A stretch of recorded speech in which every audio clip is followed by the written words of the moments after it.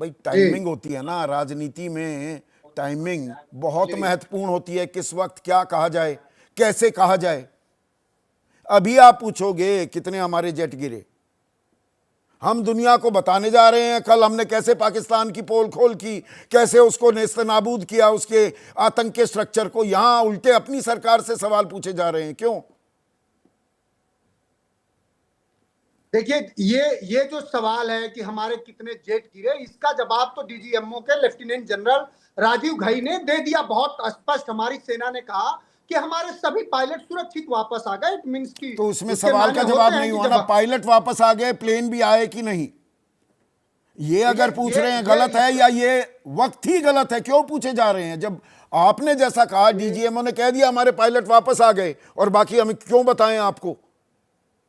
देखिए ये जो सवाल है ये गंभीर है। इस पर बात डीजीएमओ के लेफ्टिनेंट जनरल राजीव घई ने जो बात कही, उससे पहले हम सब संबद्ध होते हैं और हमें सेना पर ज्यादा भरोसा। तो दो दो लेकिन जो बार पीछे दूसरा क्यों पड़ सवाल है, जाते हैं राहुल गांधी कि बताइए बताइए गद्दारी की? अब उसको, बात को इतना बढ़ा दिया, गद्दार और जयचंद बताने लगे आप देश के विदेश मंत्री को। नहीं देखिए, राहुल गांधी इस देश के लोकतंत्र के एलओपी हैं। वो नेता विरोधी दल हैं। और कोई भी लोकतंत्र, भारतीय जनता पार्टी को जो व्हाट्सएप यूनिवर्सिटी से जिनका ज्ञानवर्धन होता है, उन्हें सिर्फ एक बात ये समझना चाहिए कि देश जो है वो सरकार नहीं होता है। हम भारत का जिस दिन संविधान भी अंगीकृत और अधिनियमित कर रहे थे, हम ये कह रहे थे कि हम भारत के लोग भारत को चलाएंगे। इस तरह के संकल्पों के साथ हमने संविधान को अंगीकृत और आत्मार्पित किया। पर तो ये संबित जान लें। पात्रा और और सवाल, गिरिराज सिंह जो कह रहे हैं कि राहुल गांधी और उनके नेता पाकिस्तान के पोस्टर बॉय बन गए हैं, और राहुल गांधी चीन में बनी पाकिस्तानी मिसाइल हैं।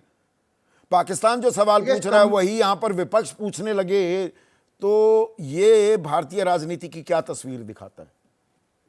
जी बिल्कुल सही सवाल है आपका। और वो संबित पात्रा से मैं ये कहूंगा कि थोड़ी सी हिम्मत करिए और देश के प्रधानमंत्री से ये सवाल पूछिए। चूंकि दुनिया का लोकतंत्र हमेशा सवालों से ही समृद्ध होता है। सवाल और संघर्ष ही लोकतंत्र में अन्याय के प्रति सजग रहते हैं और लोग आवाज उठाते हैं, और वही लोकतंत्र और लोकशाही को मजबूत करता। संबित पात्रा थोड़ा अपने आप को और थोड़ा बलशाली करें, सवाल करने की हिम्मत करें और नरेंद्र मोदी से पूछें कि आप इस एक मुल्क के 140 करोड़ लोगों के प्रतिनिधि के रूप में बिना देश को बताए दुश्मन देश के यहाँ क्यों चले गए? साल भेंट कर रहे थे। वो पूछते अपने अपने अपने पार्टी के सर्वश्रेष्ठ नेता लाल कृष्ण आडवाणी से कि आप तो जो जो इस बंटवारे का मेन नायक था जिन्ना, उस पर चादर चढ़ाने चले गए। वो पूछ नहीं सकते क्योंकि उनको दरबारी गिरी करनी है, तो वो इस तरह के सवाल करेंगे।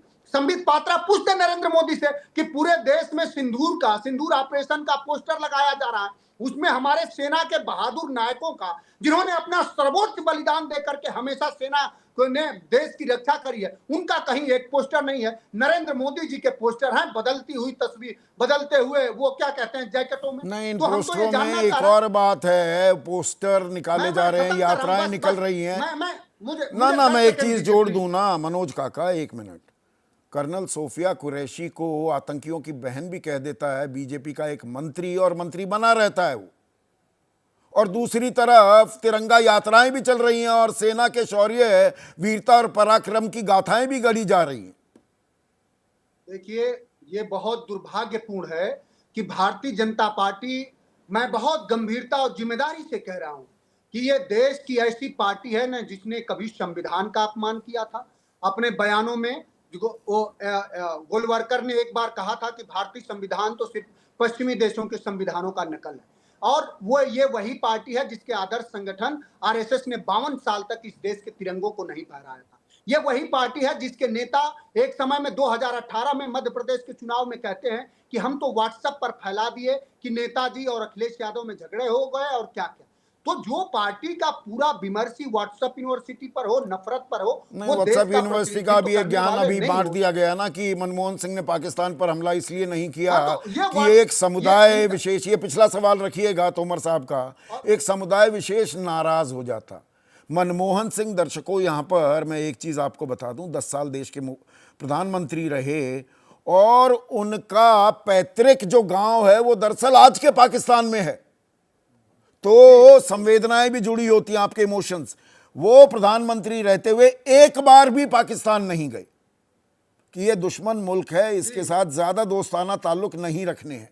लेकिन किशन सिंह तोमर हैं हापुड़ वासी, मेरी ए के बात वाजपेयी, एक सेकंड भाई, अब रुकिए ना।